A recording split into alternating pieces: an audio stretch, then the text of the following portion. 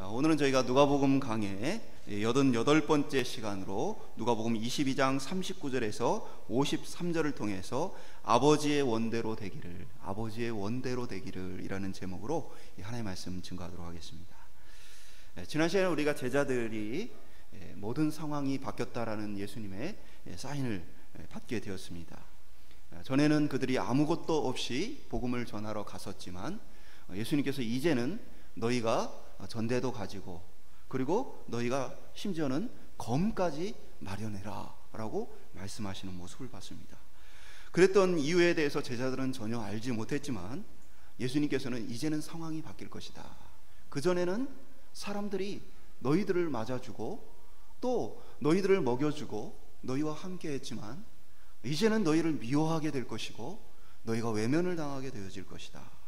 너희들에게 이제 때로는 칼이 필요할 만큼 목숨이 위태로운 고난의 때가 올 것이다 라는 주님의 말씀이셨습니다.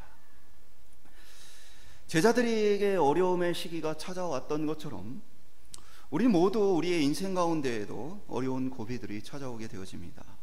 평안하고 걱정이 없어 보이는 사람들도 그들의 삶을 자세히 들여다보면 나름대로의 고민과 어려운 시기들을 겪어온 것들을 보게 되어집니다. 그리고 때로는 어떤 이들은 그런 인생의 부담과 짐이 너무 무거워서 심리적으로 눌려있고 어려움을 호소하는 이들도 우리가 많이 보게 되어집니다. 제자들 역시 이러한 어려움의 때가 찾아오고 있었습니다. 그들 마음속으로는 이제 곧 예수님이 왕이 될 것이다 라고 기대하면서 서로 예수님이 왕이 되면 누가 그 좌우편에 앉을 것인가 꿈에 부풀어 있었지만 그러나 사실은 그들 눈앞에는 고난과 어려움이 기다리고 있었습니다. 그들이 모든 것을 버리고 따랐던 그들의 삶을 전부 예수님께 걸었는데 이제 예수님은 갑작스럽게 십자가에 달려 돌아가시게 되어지고 많은 사람의 조롱을 받고 많은 사람들의 비난을 들으며 심지어는 자신들마저도 그러한 위기 속에 놓이게 되어지는 것이죠. 예수님께서는 사랑하는 제자들이 이 앞으로 닥쳐올 위기에 어떻게 준비해야 되는가, 그들이 준비되어 있기를 원하셔서 오늘 말씀을 특별히 하셨습니다. 우리 역시도 오늘 본문의 말씀을 통해서 우리의 삶에 찾아올 여러 인생의 위기 속에 우리는 어떻게 준비할 것인가 함께 살펴볼 수 있기를 소망합니다. 첫 번째 한번 따라해 보겠습니다. 평소에 기도해야 한다. 오늘 보면 39절은 이렇게 시작합니다. 예수께서 나아가사 습관을 따라 감난산에 가심에 제자들도 따라갔더니. 그러니까 예수님께서 습관을 따라 기도하시기 위해 감난산에 가셨다. 이 습관이라는 단어는 오늘 본문에는 습관이라고 번역이 되어 있지만 누가복음이나 사도행전의 대부분의 구절에서는 이 단어를 유대인의 율법과 관습으로 번역을 하고 있습니다. 때로는 관례라고도 번역이 되어 있습니다. 그러니까 이것은 반복적으로 규칙적으로 법처럼 계속해서 행하는 행위를 이야기하는 단어입니다. 그러니까 예수님의 기도는 그냥 어쩌다가 기도가 필요해서 시간을 내서 기도하러 가신 것이 아니고 마치 자신에게 법과 같이 정해진 시간과 정해진 때를 따라서 항상 기도해 오셨다는 것을 특별히 강조하고 있는 것이죠. 예수님은 그러면 주로 어느 때에 기도하셨을 것 같아요? 예수님은 어느 시간대에 기도를 많이 하셨을까요? 새벽 시간일까요? 낮 시간일까요? 저녁 시간일까요? 언제일 것 같으세요? 한국교회가 새벽 기도를 열심히 하니까 예수님 새벽에 기도하실 것 같지만 사실 성경의 기록들을 보면 예수님 대부분 저녁 시간에 기도하시는 장면이 많이 나옵니다. 예를 들면 오병이의 기적을 일으키신 이후에도 사람들이 막 환호하는 중에 그들을 돌려보내시고 제자들은 배를 태워 보내시고 자신은 홀로 기도하러 가셨던 모습을 보게 되어집니다. 그러니까 예수님은 하루의 일정을 마치시고는 홀로 기도하는 시간들을 계속해서 가지고 계셨습니다. 오늘 본문에는 예수님께서 그렇게 유월절 만찬을 드시고 저녁에 어떻게 보면 해가 진 이유죠. 홀로 기도하러 가셨다. 제자들을 데리고 가셨지만 그러나 그들과 돌 던질 만큼 거리를 두고 혼자서 또 기도하시는 그 시간을 가지셨다 기록을 합니다. 오늘 본문에 이제 감람산이라고 기록이 되어 있는데 마태복음과 마가복음에는 겟세마네라고 기록이 되어 있습니다. 감람은 올리브를 의미하는 한자어입니다. 우리가 감람하면 아무도 못 알아듣습니다. 번역이 조금 이렇게 우리가 알아들을 수 있도록 이번에 좀 번역이 됐었는데, 번역할 때 이제 감람이라는 오래된 표현을 썼습니다. 그러니까 올리브산으로 가셨어요. 그리고 이 겟세마네는 올리브를 통해 뭘 만듭니까? 기름을 만들죠. 바로 겟세마네라는 단어는 기름 짜는 틀이라는 뜻을 가지고 있는 것입니다. 그러니까 예수님께서는 이 올리브산으로 가셔서 특별히 기름 짜는 그곳에서 기도하셨다 알 수 있습니다. 당시 이 예루살렘 성내는 굉장히 좁았기 때문에 성내에다가 정원을 만드는 것이 쉽지 않아서 부유한 사람들은 이 감람산 올리브산에다가 개인 정원을 만들었어요.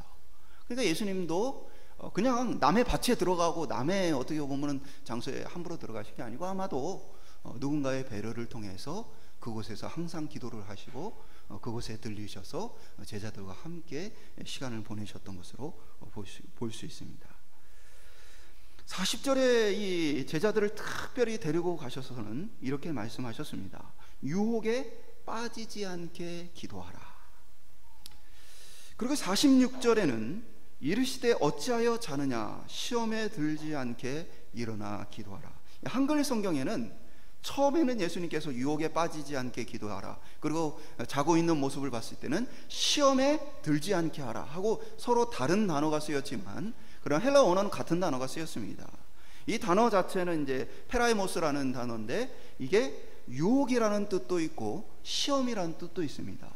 시험이라는 뜻 가운데서도 이 한글에서도 그렇지만 트라이, 시련, 고통이라는 뜻도 있지만 테스트, 시험하다라는 뜻도 동시에 갖고 있는 이 단어입니다. 그러니까 뭐냐면 사단이 우리를 유혹합니다.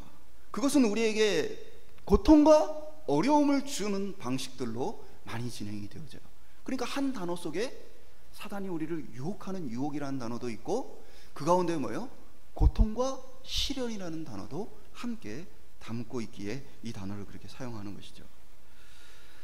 그리고 그만큼 힘들고 어려우면 우리 속에 종종 어떤 마음이 듭니까?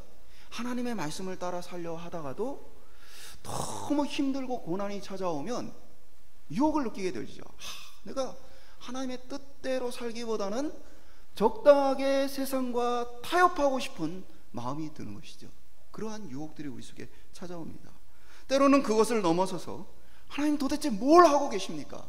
하나님 내가 너무 힘든데 하나님은 뭐 하고 계십니까? 라고 우리가 때로 물을 때가 있어요. 심지어는 그것을 넘어서서 하나님은 왜 나를 내버려 두느냐? 하나님 때문에 내가 이 고통과 어려움을 겪고 있다. 우리가 원망하는 모습도 때로는 나타날 때가 있습니다. 이게 뭐예요? 바로 테스트. 하나님 입장에서는 테스트가 되는 거죠. 하나님 입장에서는 그가 어떠한 신앙과 마음을 가지고 있는지를 보게 되고 알게 되어지는 시간을 보게 되어지는 거예요. 우리는 인생의 위기와 어려움을 만났을 때 비로소 우리 자신의 신앙의 본질과 또 신앙의 모습을 때로 알 수 있다는 사실입니다. 구약 성경에 보면 대표적인 사람이 누구예요? 바로 욥이죠. 욥이 어떤 신앙을 가지고 있는지 욥기 초반에 기록을 해줍니다. 그는 온전하고 정직하고 하나님을 경외하고 악에서 떠났으며 동방에서 가장 훌륭한 사람이다. 그런데 이 말들은 굉장히 멋있는 표현이지만 우리에게 와닿지 않죠. 왜냐하면 완전한 것이 뭐고 악에서 떠난 것이 뭐고 하나님을 경외하는 것이 무엇인가 굉장히 추상적입니다. 그런데 욥기가 진행되는 과정을 통해서 그가 여러 가지 고난과 어려움을 겪는 모습과 또 그가 완전하지는 않지만 그 역시도 인간인지라 부족한 모습이 있지만 그의 신앙 고백과 모습들을 통해서 뭐가 드러납니까? 그가 가지고 있는 신앙의 본질과 그가 가지고 있는 신앙의 모습들이 하나하나 드러나고 나타나게 되어졌다는 거예요. 그러니까 위기와 어려움은 우리의 삶 가운데 우리 신앙이 어떤 것인지를 보여주기에 꼭 필요한 것이라 할 수 있습니다. 그런 의미에서 위기와 어려움은 우리 삶 가운데 어떤 모양이라든 반드시 찾아오게 되어질 것입니다. 기도란 바로 그러한 위기와 어려움을 준비하는 하나님이 우리에게 주신 방법이고 예수님께서 제자들에게 권면하신 방법입니다. 기도는 우리에 있어서 마치 신앙의 체력과 같은 것입니다. 몸이 아프고 체력이 떨어지면 수술을 해야 하지만 의사가 수술을 결단하지 못합니다. 수술을 했다가 회복할 수 없을 가능성이 높기 때문입니다. 그래서 수술을 꼭 해야 하는 경우에는 어떻게 합니까? 몸의 체력을 키우고 건강을 키워서 수술을 진행하게 되어집니다.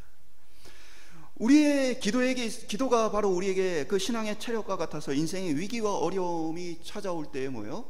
우리로 하여금 하나님이 우리의 부족한 것들을 고치시고 새롭게 하시는 그 놀라운 일에 뭐예요? 그것을 견딜 수 있는 체력과 같은 것이 되어진다는 거예요. 기도하지 않으면 우리는 사탄이 부는 바람과 같이 풍파와 같이 우리의 인생을 몰아갈 때에 힘없는 가벼운 겨자 또는 이 겨와 같이 확 날려다니는, 이리저리 날아다니는 그러한 삶을 살게 되어집니다.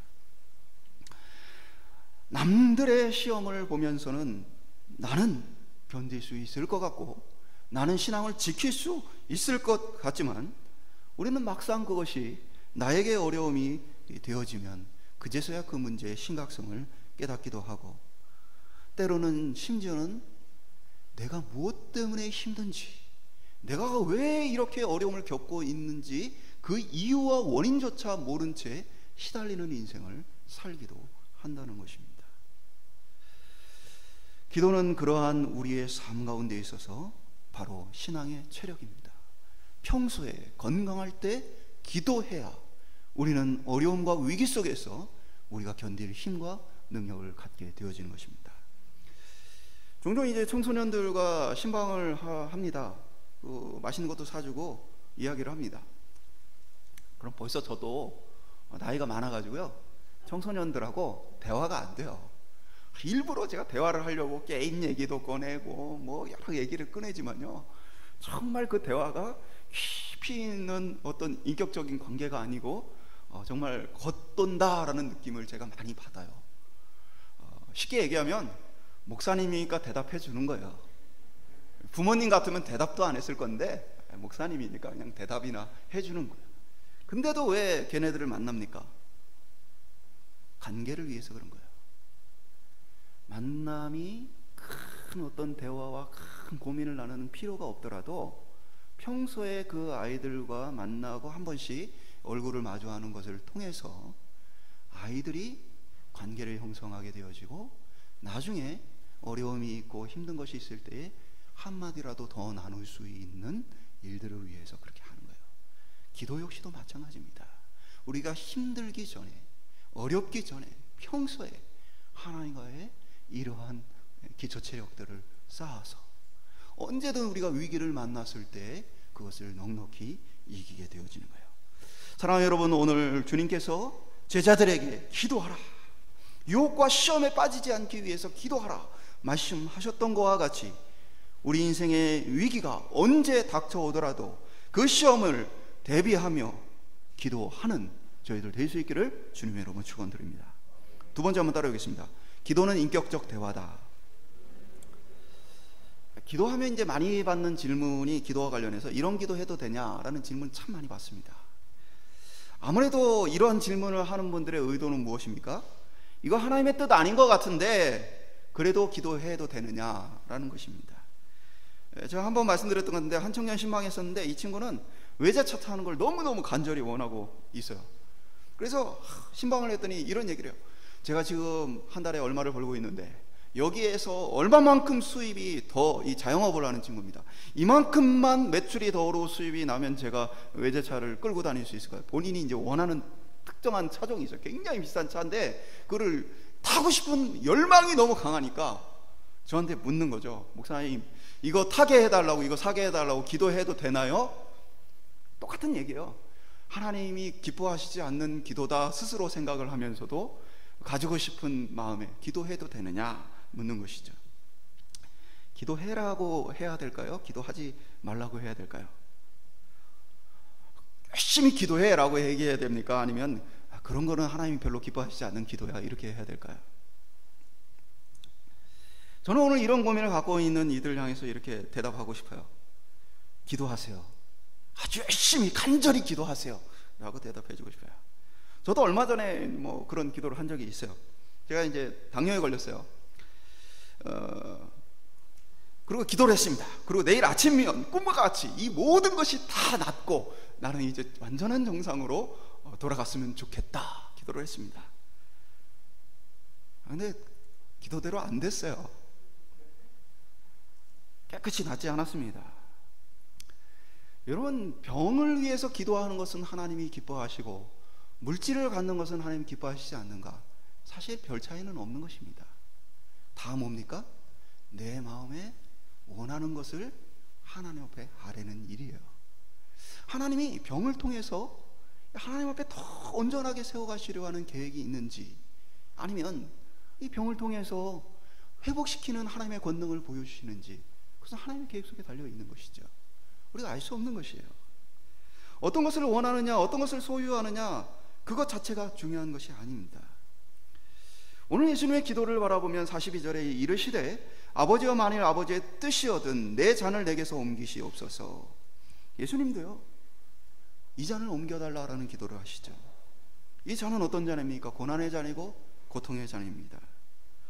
이 잔을 옮겨달라고 주님은 이야기하셨습니다. 예수님의 고난은 단순히 육체적 고난만이 아니고 사람들로부터 조롱과 멸시를 당하는 심리적 고난만이 아니고, 예수님의 고난은 우리의 죄를 대신 지심으로 하나님과의 관계가 끊어지는 영적인 고통이었습니다. 그 주님도 이것을 원치 않으셨어요. 하나님을 향해 이 고통의 잔을 옮겨달라, 이 영적 끊어짐의 잔을, 하나님과 멀어지는 이 영적 고통의 잔을 옮겨달라 주님은 기도하셨습니다. 이 기도는 인격적 대화입니다. 뭐냐면, 상담을 할 때 보면, 또 사람을 사귈 때 보면 자기 마음을 열 때까지 종종 시간이 필요합니다. 겉모습과 속이 사실은 전혀 다를 수 있습니다. 진짜 좋은 사람처럼 아무 문제가 없는 사람인 것처럼 행동하지만, 그러나 그 마음속에 어떤 것이 있는지 우리가 알지 못합니다. 우리는 늘 우리 자신을 포장합니다.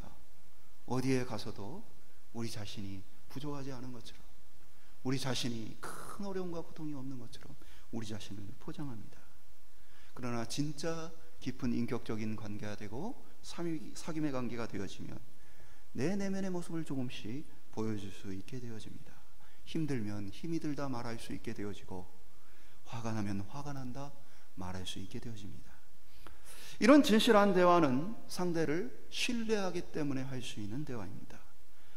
그리고 이 신뢰를 통해 말을 꺼낼 수도 있지만, 동시에 이러한 대화를 통해서 신뢰가 더 쌓여갈 수 있습니다. 이런 선순환을 통해서 우리는 더 깊고 건전한 인격적 관계를 맺어가게 되어집니다. 사람과 맺는 이러한 인격적 관계는 하나님께도 마찬가지입니다. 하나님과의 대화 속에서 우리는 하나님과 더 깊은 인격적인 교제를 나누게 되어집니다.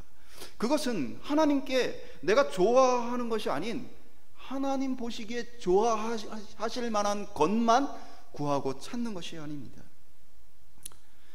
내 자신이 원하고 내 자신의 이 소망이 있는 것들을 다 드러내 보일 만큼 사실은 하나님과 가깝지 않기 때문에 그렇게 기도하지 못하는 것입니다. 오히려 하나님 어떤 분이세요? 저는 그런 신뢰가 있습니다. 내가 철없는 기도, 아주 부족한 기도, 그런 기도를 할지라도 철없고 부족한 나를 이해하고 그것을 들어주고 받아줄 수 있는 분이 우리 하나님이시다. 그런 인격적인 분이 우리 하나님이시다. 신뢰할 수 있기 때문에 우리가 기도하게 되어지는 것입니다. 하나님 앞에 그래서 솔직하게 기도하는 것이 필요합니다. 내 마음에는요, 하나님이 원하시지 않는 뭐가 있어요? 욕망이 만약에 있어요, 욕심이 있어요. 그것을 가지고 기도를 해요. 기도를 하면 가면을 쓰고 적당히 잘 보이려고 기도하는 것보다 영적 변화가 훨씬 더 빠르게 나타날 수 있다는 사실입니다. 그래서 제가 그렇게 얘기하는 거예요. 외제차 갖고 싶어. 그렇게 갖고 싶으면 열심히 기도해라. 아주 열심히 기도해라. 그러면 하나님이 대답을 해주시겠지. 안 들어주실 거 뻔한데요. 안 들어주시는 거 아니에요? 그래도 열심히 기도를 해라. 그러면 지금 이건 하나님의 뜻이 아니야 라고 머릿속으로 생각하고 마음으로는 그 욕망에 사로잡혀 있는 그 모습보다 하나님 앞에 RM으로 하나님의 기도 응답을 통해서 뭡니까? 하나님의 뜻이 이거구나. 그것이 뭐예요? 내 마음에 수긍이 되어지고 납득이 되어지고 받아들여지게 되어지는 변화가 일어난다는 사실입니다. 우리 하나님은요, 응답하시는 하나님이고 우리를 버려두지 않는 하나님이십니다. 그래서 기도는 인격적 대화라 말할 수 있는 것이죠. 예수님의 기도는 바로 하나님과의 그 인격적 대화의 모범을 보여주시는 거예요. 그러면서 예수님도 어떻게 해요? 하나님의 뜻에 수긍하고 받아들이십니다. 그러나 나의 원대로 마옵시고 아버지의 원대로 되기를 원하나이다. 마음으로 전심으로 하나님의 뜻 이루어드리기를 주님은 선택하여 나가십니다. 기도는 인격적 대화라 말씀드렸는데, 인격적 대화란 서로 뭐예요? 영향력을 주는 대화입니다. 쉽게 말하면 기도를 통해서 우리는 하나님과의 인격적 관계를 통해 누구의 영향을 받아요? 하나님의 영향력을 받게 되어집니다. 그래서 우리는 머리가 아닌 가슴과 우리의 신앙의 본질로서 하나님을 받아들이게 되어진 거예요. 무엇보다 하나님께서 우리와 이러한 인격적 관계 맺기를 기뻐하시기 때문에 우리를 홀로 버려두지 않는다는 사실이에요. 43절은 천사가 하늘로부터 예수께 나타나 힘을 더하더라. 기도하시는 예수님을 천사들이 와 돕는 모습을 보게 되어집니다. 이것은 천사만 돕는 것이 아니고 하나님께서는 천사들을 통해서 하나님의 백성들을 돌보시고 지키십니다. 수많은 구약과 신약의 사건들 속에서 또 성경 구절 속에서 하나님이 천사들을 통해 일하시는 모습을 우리가 보게 되어집니다. 곧 무엇입니까? 오늘 우리가 힘겨워하며 기도할 때에 주님은 천사를 보내 우리를 도우신다는 사실입니다. 왜요? 주님께서 우리의 기도 듣기를 원하시기 때문입니다.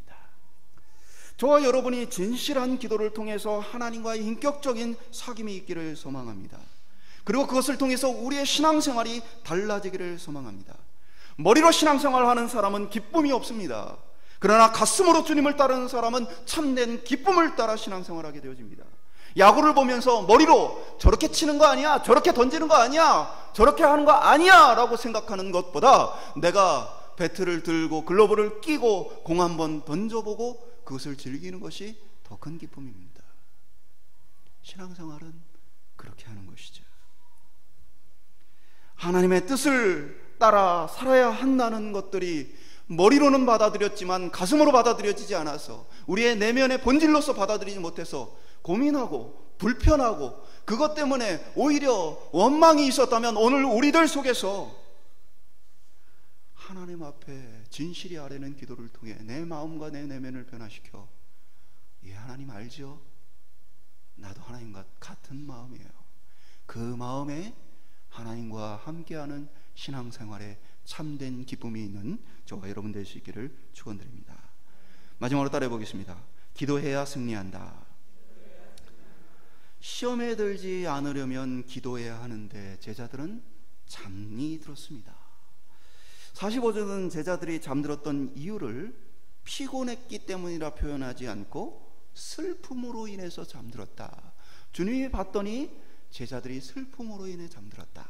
사실 이제 마태복음과 마가복음에도 이제 같은 본문이 있는데 거기는 제자들이 피곤하여 눈에 피곤함이 있었다라고 해서 피곤함을 강조해요. 근데 누가복음은 피곤했다라는 표현보다 그들이 슬퍼했다라는 표현을 썼습니다.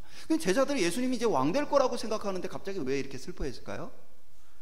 제자들은 물론 육체적으로 굉장히 피곤했을 것입니다. 6월절 만찬을 준비하고 또 예수님과 함께 또 기도하러 또 사실 등산까지 한 거죠. 그러니까 얼마나 예루살렘이 골짜기이기 때문에 굉장히 힘든 거래요. 그러니까 제자들 나름대로는 체력적으로도 잔치를 준비하고 또 예수님과 함께 다니고 또 이것저것 이동을 해서 감람산까지 밤 늦은 시간까지 와서 이렇게 보내는 그들의 피곤함이 분명히 있을 거예요. 그럼에도 불구하고 누가는 그들의 슬픔을 이야기합니다.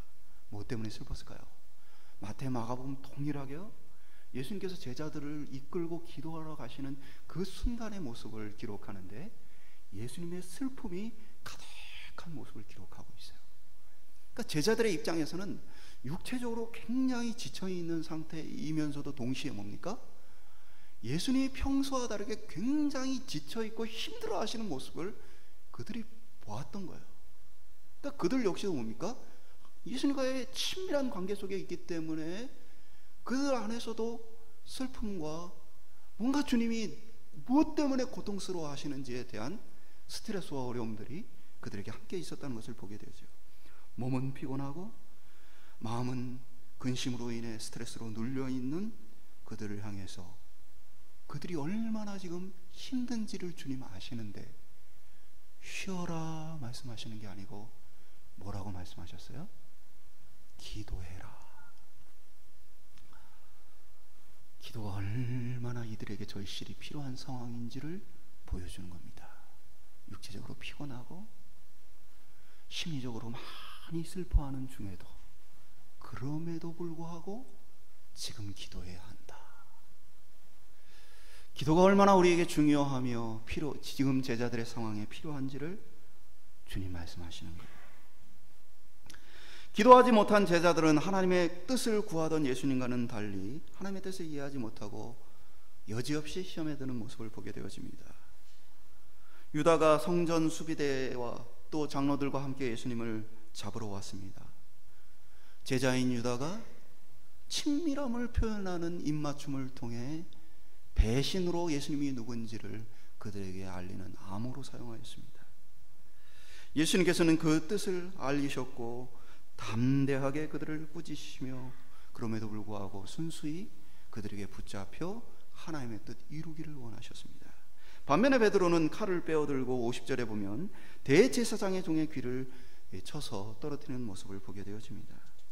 뭐야? 베드로는 하나님의 뜻이 어디 있는지를 전혀 구분하지 못합니다. 그리고 굉장히 용기 있어 보이는 모습처럼 보이지만 불과 얼마 안 돼 예수님 체포되고 나니 제자들은 뿔뿔이 도망치기에 바쁜 모습을 보게 되어집니다. 그러니까 이들이 가지고 있는 용기도 참된 용기가 아니고 이들이 가지고 있는 계획과 뜻도 하나님의 것과는 먼 것을 보게 되어집니다. 오늘 우리 역시도 마찬가지입니다. 하나님의 뜻을 안다 말하지만 사실은 내 나름대로의 내 방식대로의 신앙생활을 하고 있는지 모릅니다. 칼을 빼들고 내가 주를 위해서 용기 내고 있다 말하면서 하나님을 위한 것처럼 보여지지만 사실은 하나님과 그 뜻과 멀리 있는지도 모릅니다.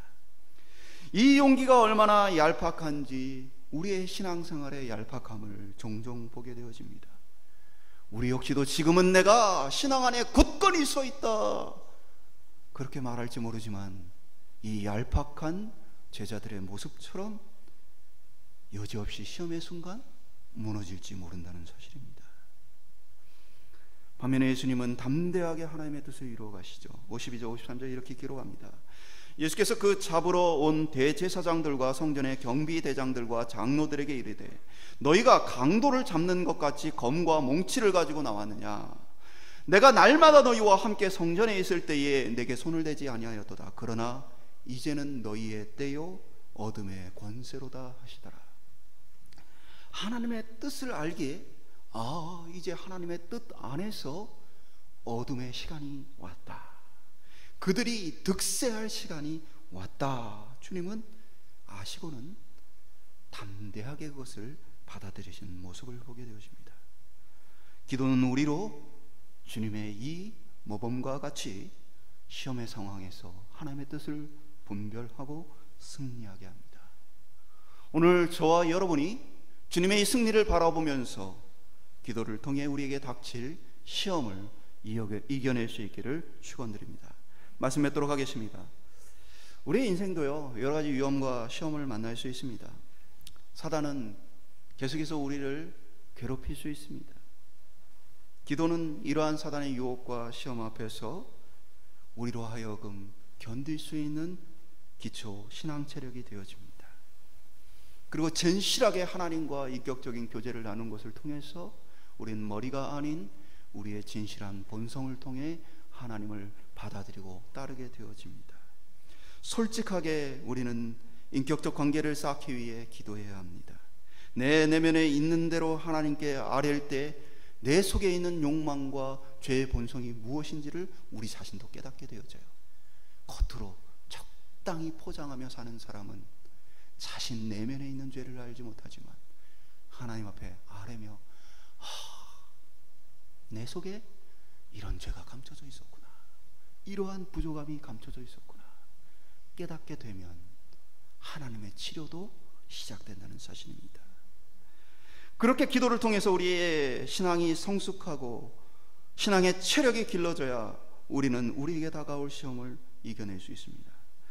제가 만났던 한 어린 청년이 이런 고백을 했어요. 기도하며 하나님과의 관계가 깊어졌기 때문에 내가 신앙의 준비가 되어 있을 그때에 비로소 하나님께서 사랑하는 어머니를 데려가셨다. 내가 견딜 수 없을 거라 여겼는데 의외로 내가 그것을 잘 받아들일 수 있게 되었더라. 기도가, 신앙이 나를 견디게 해주었다 고백하는 고백을 들었습니다. 오늘 저와 여러분의 기도를 통해서 넉넉히 이길 준비가 되어 있도록 하나님께서 도와주시기를 소망하고 우리가 기도할 수 있기를 소망합니다. 그리고 우리의 기도가 예수님의 기도처럼 어느 순간에 아버지의 뜻대로 되기를 고백하는 저와 여러분 될 수 있기를 주님의 이름으로 간절히 축원드립니다.